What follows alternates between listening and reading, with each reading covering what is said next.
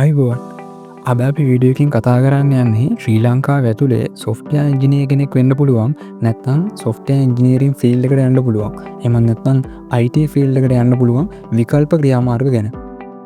ඇයි මම මේ විකල්ප ක්‍රියාමාර්ග ගැන කියලා කිව්වේ?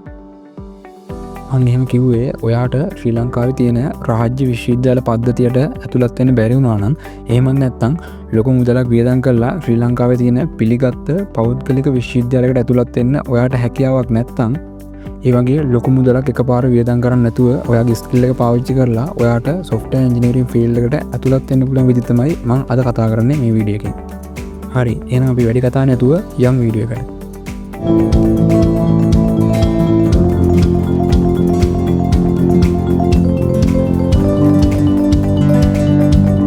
මං අද කතා කරන පළවෙනි ටොපික් එක තමයි University of Colombo. එහෙම නැත්නම් කොළඹ විශ්වවිද්‍යාලය මගින් අපිට ලබා දෙන Bachelor of Information Technology. එහෙම නැත්නම් BIT එක. මේක නම් ලංකාව පුරාම මෘදුකාංග හා තාක්ෂණික ශාස්ත්‍රයේ ගොඩක් ජනප්‍රිය පාඨමාලාවක්. ඉතින් අනිවාර්යයෙන්ම ඔයා මේක ගැන කලින් අහලා ඇති.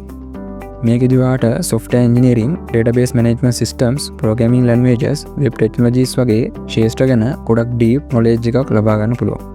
අපි දැන් මේකේ තියෙන වාසි ගැන කතා කරමු. පළවෙනි එක තමයි ඔයාට ලංකාවේ ඇතුලේ සහ ලංකාවෙන් එළියේ ඩිග්‍රී එකට අදාළව හොඳ පිළිගැනීමක් ලබා ගන්න පුළුවන්. දෙවෙනි එක තමයි මේ පාඨමාලාව ඇතුලේ ඔයාට core IT එහෙම නැත්නම් IT වල තියෙන මූලික සිද්ධාන්ත සහ ප්‍රැක්ටිකල් knowledge ගැන හොඳ knowledge එකක් හොඳ දැනුමක් ලබා ගන්න පුළුවන්. අවසාන එක විදියට ඔයාට IT sector එකේ අධ්‍යාපනය ආරම්භ කරන්න මේක හොඳම අවස්ථාවක් විදියට සලකන්න පුළුවන්.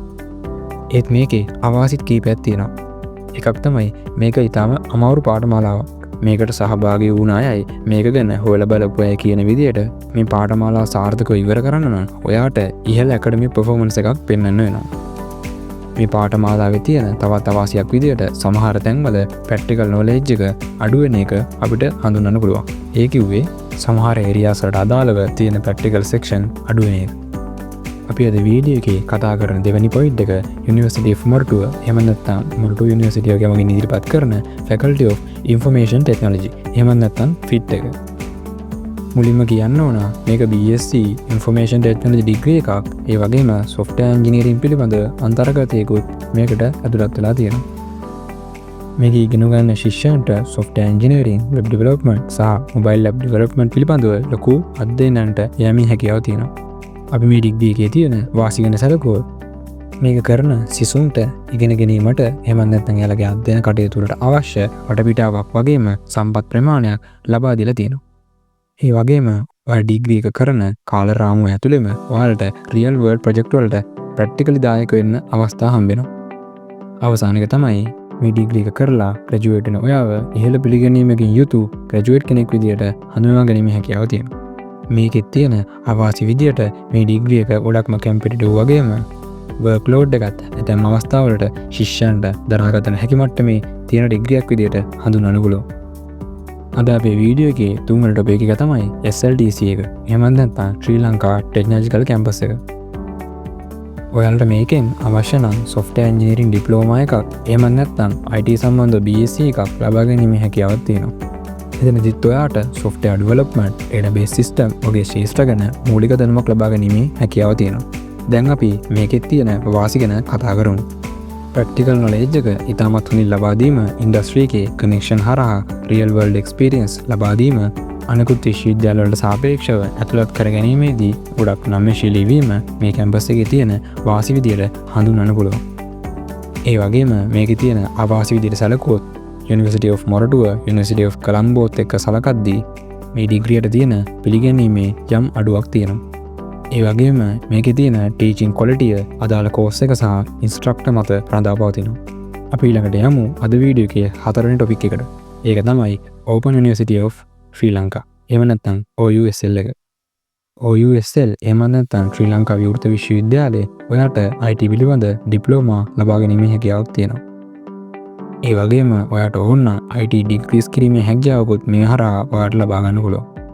මේකේ තියෙන වාසි විදියට සැලකුවොත් ඔයා ඉගෙන ගන්න වෙලාව එහෙම නැත්නම් ඔයා මේකේ ලෙක්චර්ස් වලට සම්බන්ධ වෙන වෙලාව ඔයාට පහසු විදියට වෙනස් කර ගැනීමේ හැකියාවක් තියෙනවා. ඒ වගේම ශ්‍රී ලංකාවේ අනෙකුත් ඩිග්‍රීස් එක සලකලා බලද්දී මෙයාලගේ ගොඩක් affordable price එකකට ඔයාලට ඉගෙන ගැනීමේ හැකියාව තියෙනවා. ඔන්ලයින් ලර්නින් පහසුකම තියෙන හින්දා ඔයා ලංකාවේ කොහේ ඉන්න ශිෂ්‍යයෙක් වුණත් මේකත් එක්ක සම්බන්ධ වෙලා ඔයාගේ ඉගෙනීම් කටයුතු දිගටම කරගෙන යෑමේ හැකියාව තියෙනවා. අපි දැන් කතා කරමු මේ ඩිග්‍රී එකේ තියෙන අවාසි මොනවද කියලා. මම කලින් ටොපික් වල කතා කරපු කැම්පස් වගේ ඔයාට networking opportunities මේ ඩිග්‍රී හරහා නම් නැත්නම් මේ කැම්පස් එක හරහා නම් ගොඩක් හදාගැනීමේ හැකියාවක් නැහැ.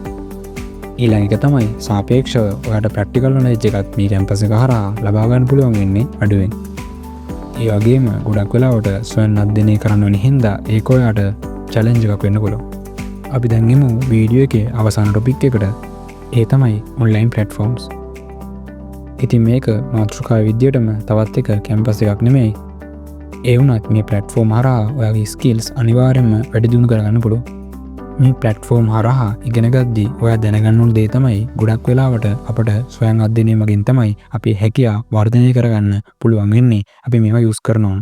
ඒ වගේම කැම්පස් එකක් යුනිවර්සිටි එකක් වගේ නෙමෙයි ඔයාට ඔයා ඉගෙන ගත්ත දේට අදාළව සහතිකයක් දෙන්න කවුරුත් බැඳිලා නැහැ. ඔයාට තියෙන එකම සහතිකය තමයි ඔයා මේ platform හරහා ඉගෙනගත්ත ස්කිල්.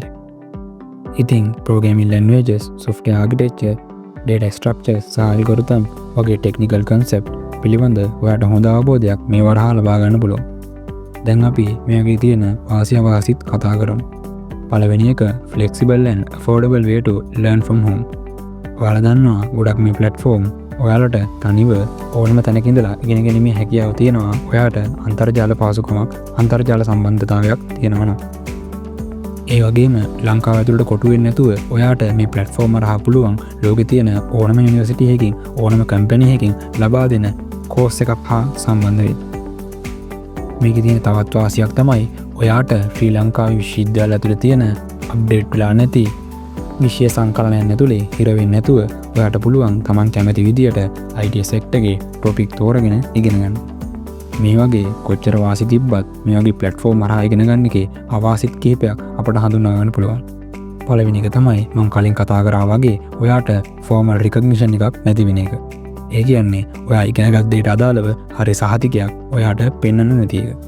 මම මේකේ දකින දෙවැනි අවාසිය තමයි ඔයාට හොඳ ඩිස්ප්ලින් එකක් තියෙන්න ඕනේ, හොඳ මැනේජ්මන්ට් ස්කිල් එකක් තියෙන්න ඕනේ. මේවා හරහා ඔයාගේ කාලය අපතේ නොවන පරිදි ඉගෙන ගන්න ඕන. තුන්වෙනි එක තමයි ගොඩක් වෙලාවට තනියම ඉගෙන ගන්න වෙන හින්දා ඔයාට networking නැත්නම් collaboration opportunities ගොඩක් මිස් වෙනවා සාම්ප්‍රදායික විශ්වවිද්‍යාල අධ්‍යාපනයට සාපේක්ෂව. ඉතින් ඕවා තමයි මම අද වීඩියෝ එකෙන් කතා කරපු ශ්‍රී ලංකාව ඇතුලේ software engineering field එකට එහෙම නැත්නම් IT field එකට ඔයා වෙන්න බලාපොරොත්තු වෙන ඉන්නවා නම් ඔයාට තියෙන විකල්ප මාර්ග. ඉතින් මම හිතනවා ඒ සම්බන්ධ උනන්දුවෙන් හිටිය ඔයාට නැත්නම් ඒ සම්බන්ධව විස්තර දැනගන්න ආසාවෙන් හිටිය ඔයාට මේ වීඩියෝ එක අනිවාර්යෙන් වැදගත් වෙන්න ඇති කියලා. ඉතින් මම අද කතා කරපු දේවල් සම්බන්ධයෙන් ඔයාත් මොන හරි විස්තරයක් දන්නව නම් නොදන්න කෙනෙකුට දැනගන්න අනිවාර්යෙන් පල්ලෙන් කමෙන්ට් සෙක්ෂන් එකේ ඒවා එකතු කරන්න. ඒ වගේම මම කතා කරපු ටොපික් එකට අදාළව ඔයා මොන හරි අමතර දෙයක් දන්නව නම් ඒකත් කමෙන්ට් සෙක්ෂන් එකේ පල්ලෙන් එකතු කරන්න.